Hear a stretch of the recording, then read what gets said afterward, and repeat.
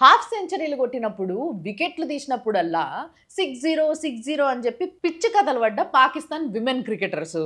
ఇక పాకిస్తాన్ చేస్తున్న ప్రోపగండానే నిజం అనుకొని అటు పాకిస్తాన్ విమెన్ ఫ్యాన్స్ ఏమో స్టేడియంలో వేయాల్సిన ఏషాలన్నీ వేసిండ్రు.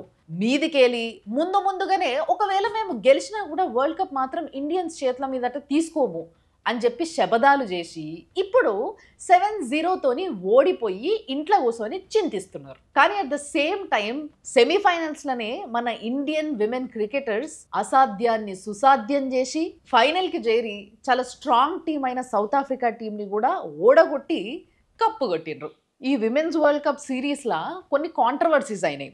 ఒకటేమో ఆస్ట్రేలియన్ విమెన్ క్రికెటర్స్ పైన హెరాస్మెంట్ జరిగింది, అదొక ఇష్యూ. తర్వాత ఇంకోటి జెమైమా రోడ్రిగ్స్ ఈ ఐసీసీ వాళ్ళ ఒక ఈవెంట్లనే జ్యోతి ప్రజ్వలన చేయమంటే చేసిన తర్వాత ఇట్లా క్యాండిల్ ఇసిరేసింది అని చెప్పేసి నీకు పద్ధతి లేదా అని కొంతమంది ప్రశ్నిస్తున్నారు. అండ్ ఇంకో ఇష్యూ ఏంది అని అంటే సెమీఫైనల్స్ గెలవంగానే జీసస్ఏ గెలిపించిండు, నన్ను దగ్గరుండి ఆడిచ్చిండు అని ఏమంటే మరి ఆ 11 మంది ఆస్ట్రేలియన్ ప్లేయర్స్ని జీసస్ ఎందుకు గెలిపియలేదు, వాళ్ళు నమ్ముకున్నది కూడా ఆయననే కదా అని కొంతమంది ప్రశ్నిస్తున్నారు. ఇక ఈ కాంట్రవర్సీస్ పక్కకు పెడితే మొత్తం ఇండియన్ విమెన్ టీమ్ ఫ్యామిలీస్ అందరూ కూడా చాలా ఎమోషనల్ అయ్యిండ్రు, సెలబ్రేట్ చేసుకున్నారు, ఖుష్ అయ్యిండ్రు. అఫ్ కోర్స్ ఇండియన్స్ అందరూ.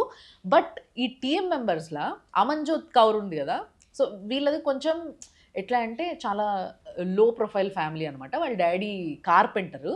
ఆయన కార్పెంటర్ ఉండి తన బిడ్డకి క్రికెట్ ఆడే టాలెంట్ ఉందని చిన్న ఉన్నప్పటి నుంచి గ్రహించి ఆయన స్వహస్తాలతో చేసిన బ్యాట్తోనే ఆమె ఫస్ట్ టైం క్రికెట్ నేర్చుకోవడం ఆడడం జరిగిందనమాట.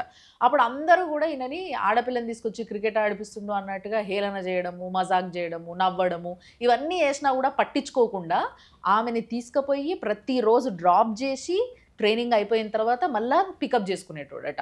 అట్లా అంత కష్టపడి ఆయన బిడ్డ టాలెంట్ని గుర్తించి ఆమెను ఎక్కడ చూడాలనుకుంటుండో అక్కడ ఈరోజు చూసి ఆ గెలుపుని మస్తు హ్యాపీగా వాళ్ళ ఫ్యామిలీ అందరు సెలబ్రేట్ చేసుకుంటారు. చాలా ఇమోషనల్ అయ్యారు. టీంలో చాలామంది పరిస్థితి ఇదే, లో ప్రొఫైల్ ఫ్యామిలీస్, చాలా కష్టపడి పైకి వచ్చిన వాళ్ళే వాళ్ళందరూ.